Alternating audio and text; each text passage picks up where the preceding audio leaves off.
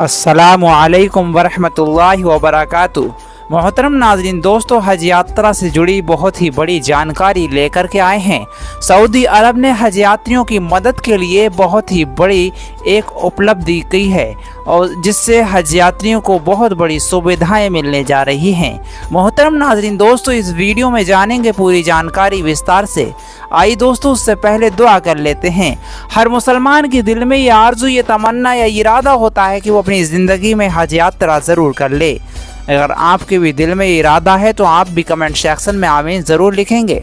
अल्लाह तबारक व तआला से दुआ है कि अल्लाह तबारक व तआला जो भी व्यूवर इस वक्त इस वीडियो को देख रहे हैं उन्हें और हमें हज की सआदतैन से नवाजे।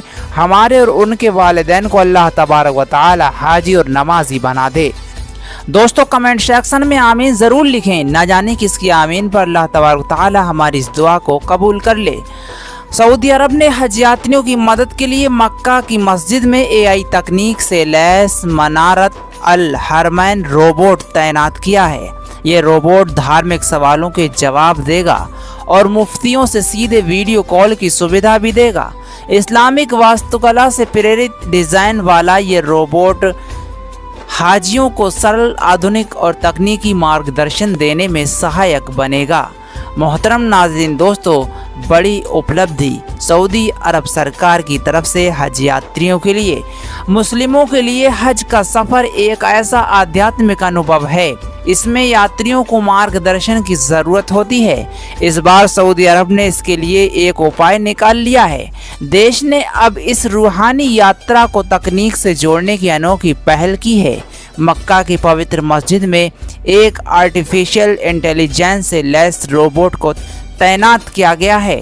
ये हज यात्रियों की मदद करेगा और हज यात्रियों की किसी भी परेशानी की सुविधा करेगा और परंपरा और तकनीक का यह संगम यात्रियों को आसान सुविधा देगा।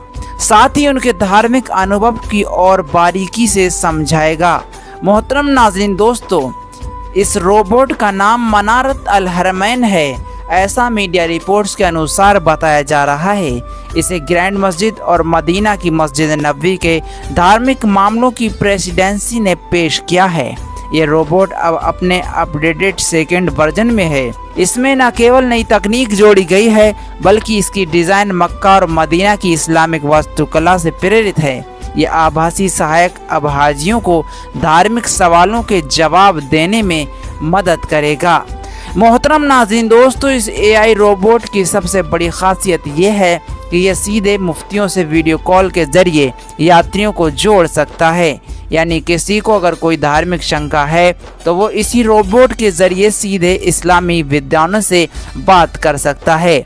इससे न केवल समय की बचत होगी बल्कि हज जैसी भीड़ भाड़ वाली स्थिति में लोगों को तुरंत मार्गदर्शन मिल सकेगा। मोहतरम नाज़रीन दोस्तों, ये सॉफ्टवेयर प्रणाली को ख़ास तौर पर इस्लामिक परिवेश के अनुसार तैयार किया गया है।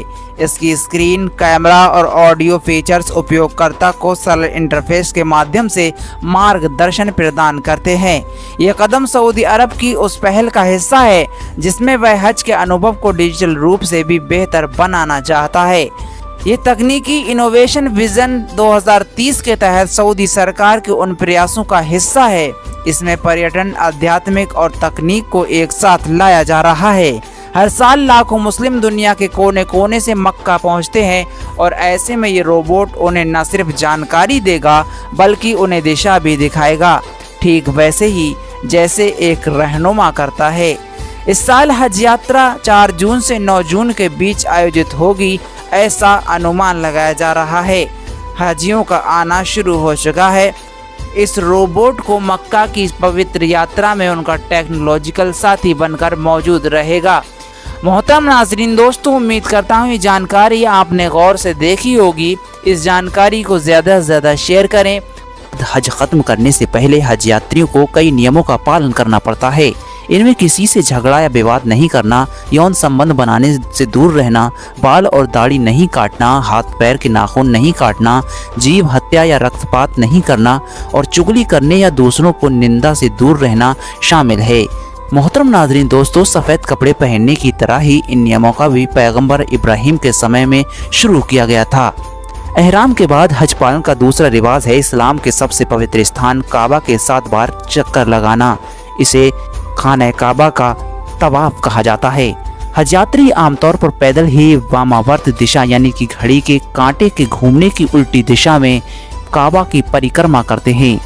सफ़ा और मरवा पहाड़ियों के बीच 7 बार दौड़ना हज पालन का एक महत्वपूर्ण हिस्सा है। इस्लाम के अनुसार पैगंबर हज़रत इब्राहीम अलैहिस्सलाम ने अल्लाह के आदेश पर अपनी पत्नी हाजरा और नवजात बेटे इस्माइल को मक्का में सफ़ा और मरवा के पहाड़ों के पास छोड़ दिया था। जब वहां पानी खत्म हो गया तो हाजरा ने पानी की तलाश में सफ़ा और मरवा पहाड़ियों के बीच की जगह पर 7 बार दौड़ लगाई थी। उसके बाद अल्लाह के निर्देश पर वहां एक कुआं बन गया था और हज़रत हाजरा और उनके नवजात पुत्र ने उसमें से पानी पीकर अपनी प्यास बुझाई थी। वह कुआं बाद में जमजम कुआं के नाम से मशहूर हुआ था। हज के लिए जाकर सफ़ा और मरवा पहाड़ियों के बीच 7 बार दौड़ने के जरिए हज़रत इस्माइल अलैहिस्सलाम और उनकी मां हाजरा की उसी घटना को याद किया जाता है।